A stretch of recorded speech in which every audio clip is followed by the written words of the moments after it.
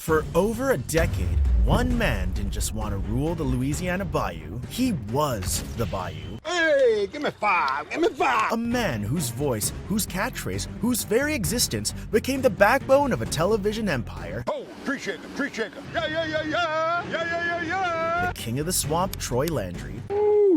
I'm happy now. He wasn't just a hunter, he was a living legend, a folk hero draped in camouflage, pulling prehistoric beasts from the water like it was second nature. Fans didn't just watch him, they worshipped him. The History Channel didn't just feature him, they depended on him, or so we thought. Because in 2024, the unthinkable happened. Gator hunter Troy Landry of the show Swamp People has found himself in a little bit of hot water. The king was caught. A scandal so massive, it didn't just tarnish his reputation, it shattered it. So what happened? Buckle up, this is gonna get ugly. When Swamp People first aired in 2010, it wasn't just another reality show, it was an entire cultural movement. Before Duck Dynasty, before Mountain Men, Swamp People was the History Channel's golden ticket into the gritty, unpredictable world of blue-collar, adrenaline-fueled reality TV, and people loved it. By its third season, it was bringing in over 5 million viewers per episode, bigger than most primetime network dramas. People couldn't get enough. The mix of danger, family rivalries, and Cajun culture made it unlike anything else on TV.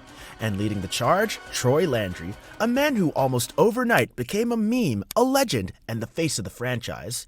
But here's the thing about reality TV. When the cameras start rolling, the truth starts bending. Not going good, we're having so much trouble. In its prime, Swamp People had the perfect recipe. Authenticity, drama, and high-stakes hunting. The cast wasn't just thrown together by producers. They were real hunters with real skills and real rivalries. From the tough-as-nails Junior Edwards to the unpredictable Liz Cavalier, every character had a story.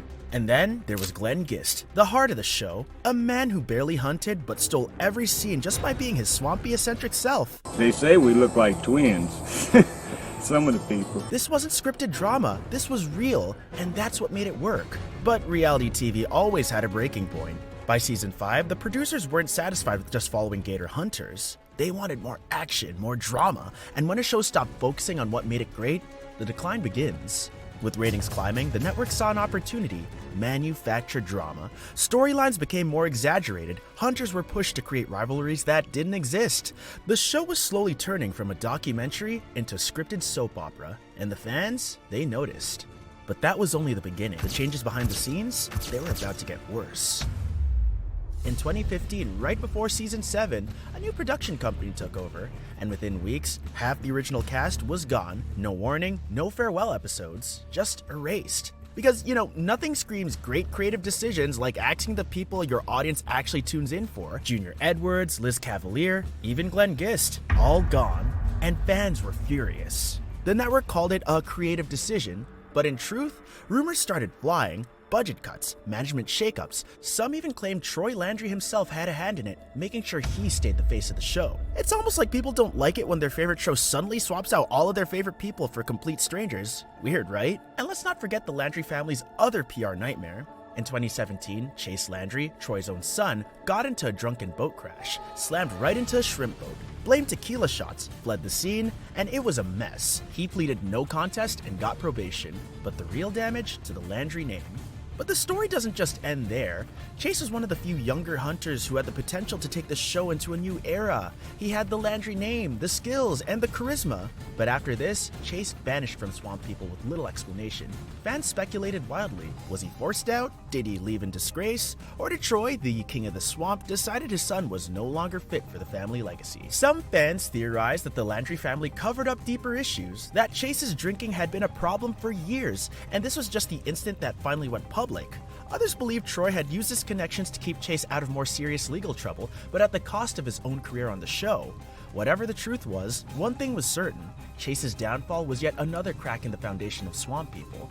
But Chase wasn't the only one whose reputation took a hit. Gator hunter Troy Landry of the show Swamp People has found himself in a little bit of hot water. Louisiana wildlife and fishery agents cited him after an undercover sting in St. Mary Parish last month. Landry was given 2 citations, both of them for failing to tag an alligator. Agents say he had the wrong type of gator tags for the area he was hunting in. According to this incident report, Landry allegedly admitted to leaving a dead gator floating in the water with the hunting line still attached. Landry told WAFB He had no comment. This scandal cast a shadow over the entire Landry name, and as the show's ratings declined, this incident became yet another reason for viewers to lose faith in the Swamp People brand. And as if the cast changes and scandals weren't enough, some of Swamp People's biggest stars were making headlines for all the wrong reasons. In 2012, RJ Molinaire, a respected hunter and two-time world champion arm wrestler, was arrested for aggravated battery after a bar fight went horribly wrong. The reason? An arm wrestling bet turned violent. According to reports, RJ allegedly smashed a man's face in during an argument over a wager. While he managed to plead down to community service, the damage to his reputation was irreversible. The producers of Swamp People stayed silent, hoping the scandal would blow over. Conspiracies ran wild, with some suggesting this wasn't just a drunken fight, but part of a larger pattern of off-screen conflicts among the cast. While RJ managed to stay on Swamp People, his image was never quite the same. The once revered warrior of the bayou had been tainted, adding yet another layer of drama to an already sinking show. And as Swamp People continued to lose its authenticity, scandals like this only sped up its inevitable downfall. And now, as Swamp People limps towards its inevitable end, one thing is clear: no king rules forever. Troy Landry, the once unstoppable legend of the bayou, had gone from hero to has-been, and the show that made him famous, nothing more than a shell of what it once was. But it wasn't just Troy who faded, it was the entire legacy of Swamp People. Fans who once tuned in religiously started to drift away. The excitement was gone, the cast changes, the overproduced drama, the scandals, everything had chipped away at what made the show great. By the later seasons, the show was running on fumes. Ratings had plummeted from their peak of 5 million viewers per episode to barely a fraction of that. Online forums were filled with ex-fans complaining that Swamp People had become predictable, repetitive, and just plain boring. Even Troy himself seemed tired. Once the fearless leader of the bayou, he now spent more time sitting back while younger hunters did the hard work. His catchphrase, "Shoot him!" Shoot him, Elizabeth! Hold on! Shoot him again! Once full of energy, now felt like a half-hearted obligation.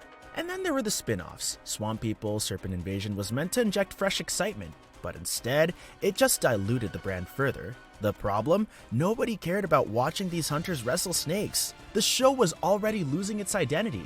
With every desperate attempt to stay relevant, Swamp People only sunk deeper. What once felt raw and real now felt like a scripted, empty shell of its former self. The network, seeing the writing on the wall, began slashing budgets. Cast members left, the energy was gone, and by season 16, it was clear. Swamp People wasn't just sinking, it had already drowned. The swamp always reclaims what is left behind, and Swamp People, just another relic of reality TV's golden age, sinking beneath the surface, never to rise again. So what do you think? Do you miss the golden days of Swamp People? Or was the show always destined to fall into swampy depths of forgotten reality TV? Drop your thoughts in the comments below. Was Swamp People ruined by the producers? Did Troy Landry betray the cast to stay on top?